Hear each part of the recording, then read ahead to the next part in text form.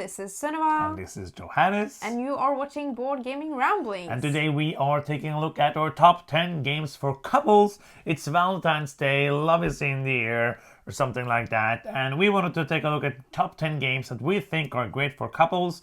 If you are a couple romantically, or if you're a couple, like a couple of friends, couple of brother, sister, doesn't really matter. Just games are great for two people, but today specifically couples. Yes, and we don't know each other's list. That's the way we do top 10s on this channel. And I have chosen a couple of different genres of two-player games, some co-op games, some more competitive, some thematical, some more like Euro dryness stuff. What have you thought of making this basically, list? I have some very light games, so if you're watching this and you haven't played a lot of board games and you think that board games might be fun, some of these might be a great beginning to get into, some of them are for more heavier gamers, and not all of them are like two-player exclusive games. Yes. Games that are good with two people and are on this list, so should we start? Yes, let's get started. You can go. The first one today, my number 10, is Role Player Adventures. We love playing these storytelling co-op games together, and we usually play them just the two of us, and I love that. And I think Role Player Adventures, when we played that, I had a lot of fun. It isn't one of the most like heavy games in this genre, so I thought this might be a great addition to like your game collection if you're looking for one in this genre that isn't like more the heavy, like for example Tainted Grail or Ether Fields, for example. So I had a lot of fun with this one, both like great writing, cool characters, choices that you make, but also a little cool combat system as well. Yeah, it's a fantastic game. It's a big box, so just you know that. And there are quite a lot of rules, so it's not like a light game to jump into if you haven't played any games. That's true. But absolutely a fantastic campaign game. My number 10 is a very light game. A super great game to get into. One of the first games actually we bought together, which was Lost Cities. Again, we have played over 100 times, and we might not like play it anymore, but we still have it. We did it in one of the first Keep or Cull videos. Go and check out that series where we play our whole collection and decide whether we keep or cull the game. So go check it out if you haven't seen that. That game is so good. We can play it, when you played it quite a few times, we played like 3 times in 20 minutes. Super duper quick card game. Very simple. You're trying to make these rows of cards in different colors, and you're trying to have to make them in an ascending order, and you might not have the cards you want, or your opponent might have them, or they might be later in the deck of cards, and it's kind of like a risk-taking game. Like, when do you want to start those different rows? They're kind of expeditions, and if you don't get enough cards in them, you're going to lose points instead of getting points. So it's a risk assessment in that as well. Like, push your luck. Yeah. How long do I want to wait until, oh no, I got that card right after I play the other card. That makes me not be able to play this one. Just super fun, very easy to get into, super simple game that I obviously recommend. Yeah, that's a great game. So much tension in such short and simple game. Do you have another game? Yes, I do. It's in fact my number 9. Wow. It is Seven Wonders Duel. This is a 2-player only game that we've had for quite some time. It's like the 2-player version of Seven Wonders. Yes. So Seven Wonders, and this one as well, is a drafting game. And so this is a drafting game that works with 2 players, and I think it works very well in this 2-player version. So you're basically collecting cards with resources and trying to get cards with other abilities using those resource cards. And it's also this tension between having a war, a majority in that, and also it has some neat expansions to it as well. Yeah, I think like you can go a long way with just the base game if you enjoy that. I think the first expansion called Pantheon. Yeah. I think? No, I don't remember. I don't know. It's called something. The first one is very, very good and just adds to the game. It's one of those games you can play in half an hour and have a lot of fun. It's a lot more depth to it than Lost Cities has. Lost Cities is just way quicker. This is more depth to it. So if you want something like it's a card game, doesn't take up too much room, fantastic addition to that. Next up for me is a abstract game called Santorini. This is a game you can play with more than 2 players, but I think 2 players is the best head-to-head. You are basically having these 2 builders on a board, and you're trying to build up these houses. The goal is super simple. stand on the highest, like there's like a maximum amount of roofs or not roofs, levels to the building, and if you can stand on top of that, you win. But other players can then try to build roofs on top of them and try to do different things to destroy your plants. So it's kind of like a looking forward, trying to make it so that you have two options and the other player can only stop one of them. Very interesting game. Super simple in the beginning, and then you can play it like very basic, and you can add these god powers.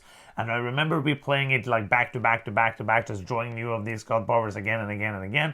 So every time it's gonna be quite different. You have some of them that are just minor differences, but some of the god powers are like super, making the game super different. One that is a fantastic game that I recommend. Yeah, cool. That's a great game. My number 8 is Grand Austria Hotel. This is a game that you can play with more people, but I have loved playing it a 2-player because I think it's the best at 2. It's simply the best. It's simply the best. This is a dice drafting game, and what you're doing in this game is that you're feeding people at the restaurant in your hotel. In Austria. And it's grand.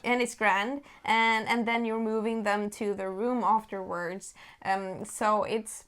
I think the dice drafting in this game is really fun, and I also think the game flows it has a very nice pace to it when you're playing with 2 players, and money in this game is so tight, so isn't very easy to get things done. I wouldn't jump right in this game if you haven't played any Euro games or board games before, but this is absolutely one to check out. Yeah, and recently I've spoken to many couples I know that started to play this now, because we talked about it a lot, because it's one of our favorite games, and it's one that most people just like love, especially with 2 players. It's just so good combo stuff, and just all of the stuff are just crunchy and nice. And I love that when you play it quite a few times, you can play it very quickly. We play it like a bit over an hour, which is a fantastic also for like an evening in when you just want to relax and have fun with a board game. My number 8 is a 2-player only game called Codenames Duet. Yeah, cool. There's a game called Codenames where you are teams and you are trying to guess, like one is going to be the clue giver and you're going to try to guess what the clue giver is trying to give you in the clue. In Codenames Duet, both is going to be the clue giver and trying to puzzle out the clue. And there's like this mini campaign where you can travel around the world in some thematic thing, but just it's a fantastic version of that game. I love that game with more players as well, but I think Codenames Duet is one of those you could probably sit like in the couch. If you have like a couch that is like this, you can sit in each of your corner of the couch and play this and under the blankets and just have a nice cozy time with some cocoa or music or wine, wherever you enjoy drinking, and maybe some snacks, and you can play this and you can be happy. Yeah, can you do something else when you play the board game as well? You were so into all the things that you could do. You could probably be like in a jacuzzi if you have one of these floaty tables. Yes, laminate the cards and stuff. Yeah, but I would do that. I agree. A lot of people know Codenames by now. It's very popular, and I think the Duet version is very, very nice as well. I agree. My number 7 is Cascadia. This is one of the newer games in our collection. Well, that's not true because we get games all the time, but it's from 2021. Yeah, so we probably had like 250 more games after that. I regretted my sentence instantly. Well, this is kind of a little abstract puzzle, but I think that the theme with the different landscapes and the different animals makes it very nice to puzzle out. You're at all times drafting an animal type and a terrain type, and you're trying to puzzle so that terrain like connects, and the animals have different rules for them, that they have to be in like position to each other and themselves to get you the points that you want to have. I think this is a great game for all player counts, but the reason I chose it for this list is that I think it flows very nice with 2 players, and also this is I think this is a nice game to start with if you are a couple that haven't played that many board games. Yeah, personally I like this one with more than 2, but I also like it with 2, so you get a ding. That's not a thing. That's not a thing. You get a thing, that's not a thing. My number 7 is by far my heaviest game on this list. This is one of my favorite games called A Feast for Odin. This is not one you can play with more people, but I enjoy it mostly with 2 players because it's a longer game. This is one you need probably 2 to 3 hours depending on how fast of a player you are. It is a huge worker placement game where you are placing workers to do different actions. If you play with the expansion called the Norwegians, it's better because there's Norwegians in it, and if you are new to the channel, we are from Norway. So yeah, you have probably made it for us. But the expansion makes it even better for 2 because it makes the board differently, and it's just super tight, and it's one of those games where I adore the game. It's on my list. It's the one maybe you should check out Lost. Yeah. And because it's so big and huge, but it's one that absolutely for me is a couples game because I just love playing it with 2, and I love playing it with you. Oh, that's so nice. It's been a long time since we played that with more than 2 people, so I kind of don't remember that, but it's great too. And my number 6 is Wingspan. We have recently played the Wingspan Asia, the 2-player version of Wingspan. That's I think correct. that both fits very nicely on this list because I think that Wingspan works very well with 2 as it was actually, and I think that this is for first of all, I love the theme. You can learn a great deal about birds while you play. I don't learn anything. And it's a fairly easy one as well. Yeah. So if you want to tap your feet into kind of a nice hot tub of board games, I think that Wingspan is a great way to start.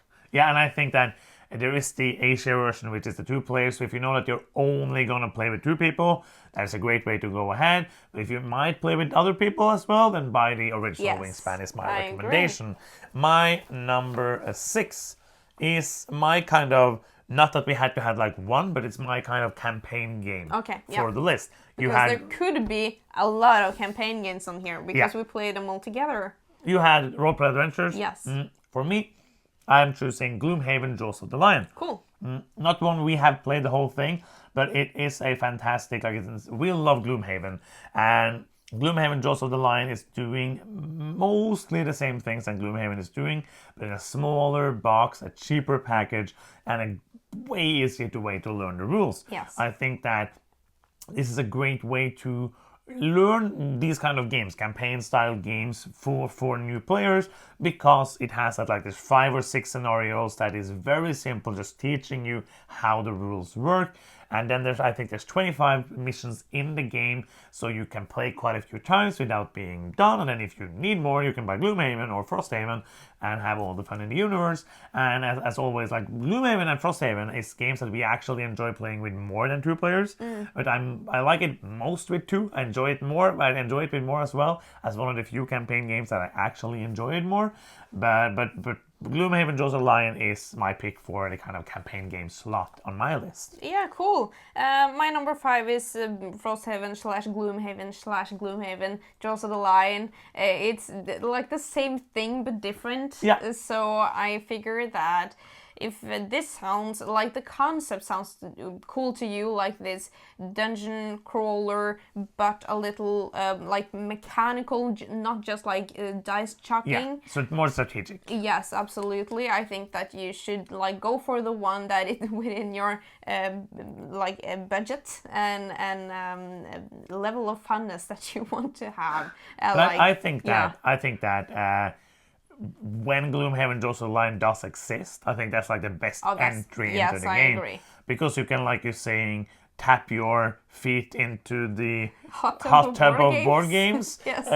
Without like buying a huge box that's 20 I fully kilos. That. And also because Gloomhaven is very hard to learn, so it is a very easy, much easier way to get into it. Do you agree? Yeah, absolutely agree. But yeah, I agree. All of those, all of the above. My things. number 5 is going to be super simple because it is a crossover. Cool. And that is Seven Wonders Duel. Yeah, nice. I don't think you can make I don't think I can make any kind of 2-player games list without Seven Wonders Duel. It's fantastic. Game. The only one I could see myself not having it on is like top 10 2-player games that isn't Seven Wonders Duel. In that one, it couldn't be on there. That's true. Yes. I had to retheme it then. My number 4 is an abstract game that we've had for a long time. It's Patchwork. So this is a game, this is a pure 2-player game, and you're building like this little quilt. Is that a word that I'm looking for? I think so, like yeah. patching Quilt. these... that sounds correct. and it's you're kind of paying for your quilt tiles in time, but you're also paying in buttons. And you want to like have these quilt pieces that has buttons on it, so you can generate buttons to pay for more tiles. So it's a hard one for sure, but I think it's really fun, and once you get a hang of it, it flows very quickly, and it's absolutely a 2-player game that we played a lot. Yeah, and just know that you can end up or will end up, if you're me, with negative points in the game, so don't be like discouraged by that. That is normal. Yeah. I tell myself that every time I go to sleep. It's normal to get negative points in Patchwork. It's normal. So fun. I promise you, it's normal. My number 4 is also like you had like more games in one spot. This is like my one more games in one spot, and this is Unlock. Okay, this is cool. like all of Unlock. Nice. Escape room game. My favorite, I think, also your favorite system of escape rooms. Absolutely. There's many escape room games to choose from, so this could have been like escape room games. Yeah. But for me, it's Unlock is the one that I recommend. Depending on where you are in the world, you can buy either a box with 3 adventures in one, or you buy these individual boxes with 1 adventure in them. If you're starting out now, there's no reason to start at the beginning because they have gotten better. So maybe skip like the first 2 boxes. There's some good stuff there as well, so if you get hooked. But I think like the better experiences are kind of in the middle. They're still good now, but maybe like skip, just maybe see a theme. If you see a theme, I like this theme, then get that. All of them are good. They use an app. The app is fantastic, and they are so good at making them different, making it fresh, using the technology in cool ways, and just making the experiences fantastic. I think that like we love escape rooms, like normal escape rooms. We've done almost 200 escape rooms, and it's not that. Like if you love escape rooms, know that it isn't that. It is a puzzle experience, but we're going to call it an escape room game because that's what it's trying to resemble. Yeah. And Unlock is my favorite. It's my favorite as well. I think that they're so different, so it's hard to see which one is going to click for your brain before you play it. It's only been one mission or scenario, what you call it, that hasn't clicked at all for us. The others has been like overall super great, but very different from each other, so I think that's a great choice. My number 3, it's kind of a cheat. I've picked 2 games here, so I'm going to stand for one, but I'm going to mention the other. My number 3 is Detective. This is a game where you're trying to solve a case. And it's multiple cases, but it has like an overarching story as well. And when we played it, it was like watching or being in like a show that CSI that is super intense, and you have these cliffhangers, and when you like, oh, it's him that did the thing, and like you make connections. Spoiler. Now you know he did the thing. It's just like super rewarding, and I loved my experience with it. I recommend like the first box. That is the best one. The other game that I want to mention here is Mythos Tales, which also is a game with a lot of like reading and mystery experiencing. So I think both of those, if this sounds cool to you, you can play it with more as well, but we have played it 2 players. That was fun. Yeah, Mythos Tales is like more akin to the Sherlock Holmes Consultant Detective series, which is also a nice one to check out. Yes. And Detective Core, and I think the undertitle is like a modern crime board game. That's true. It's kind of like a evolution of that system. Not that the old system is bad, but I think Detective is one of my best experiences in games. It's very good use of the computer. It's just like, I love it. My number 3 is going to be a crossover. It is called Patchwork. Cool. Again, like it's hard to make this kind of 2 players list without having Patchwork on it. It's a fantastic game. Yes. My number 2 is Castles of Burgundy. This is also a game that's going to be on this list, and many other games like list for me, because it's one of my favorite games of all time. And it's great at 2 players. I think it's nice with the other player counts too, but the way that we play it now, it just flows so well. It's one of the games that got me into board games. So obviously, if you played a little bit of board games, I think this is one to absolutely get, because it's just like pure enjoyment and fun. You're like rolling dice and using them for stuff. Yeah. It's more fun than that. Yeah. It's more fun than that sounds Yes. like. I've always wanted to roll dice and use it for stuff. Yeah, That's my favorite didn't thing. sell it at all. And also, you can get the game pretty cheap, so it's like it's not like don't have to do an investment to try to get the game. It's a pretty cheap game. My number 2 is another crossover. It is Grand Austria Hotel.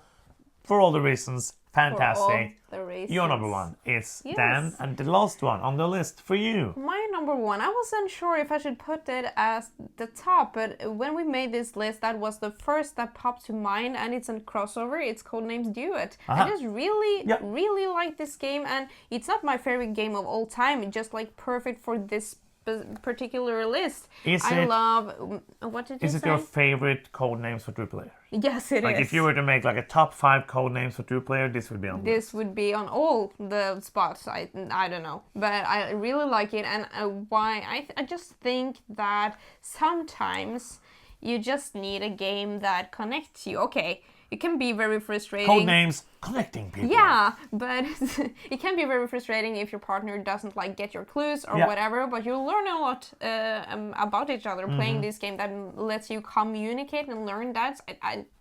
Just a great game. I agree. My number 1 is going to be a crossover as well. But before I say that, if you know us, you know what's going to be. And if you got anything out of this video, maybe a new game or a game that you haven't played in a while, anything like that, it would be extremely nice of you to click the subscribe button. Yeah. It means a lot to us. It might be super simple for you to click that, but for us it actually helps and it means a lot to see that people enjoy what we do and enjoy us sitting here in a room with lights and cameras and talking about board games in Norway when it's cold outside.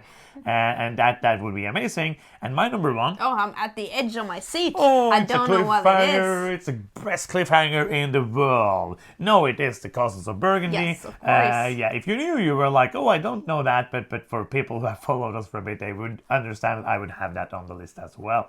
A fantastic game, one that I'm always like, if we didn't have to play all the new games to make all these videos, poor us. then we would have to, but I would have, like, that's one of the games I know I would have loved to play many times. Yeah. And that is the end of this video. Maybe you can like explain how do you subscribe if people don't know. Yes, it's actually a button down there. It says subscribe, and you can also click the bell button to get notifications. That is a great way to tap your feet down in the board game hot tub of YouTube. Does it cost anything? No, it's fun and it's free. It makes us happy actually, like this. If you want to do something that's not free, you can. Go to patreon.com and /boardgamingramblings and support us there. That also helps a lot, but first of all, press that subscribe button, and that is the end. If you enjoyed this video, thank you so much for watching. If you didn't enjoy this video, thank you so much for watching. Maybe you enjoy another video, maybe not, that's okay. There's so many people out there to watch. And that's the end of this one. Yeah. My name is Johannes. I'm Cinema. And you've been watching Board Gaming Ramblings, and bye-bye.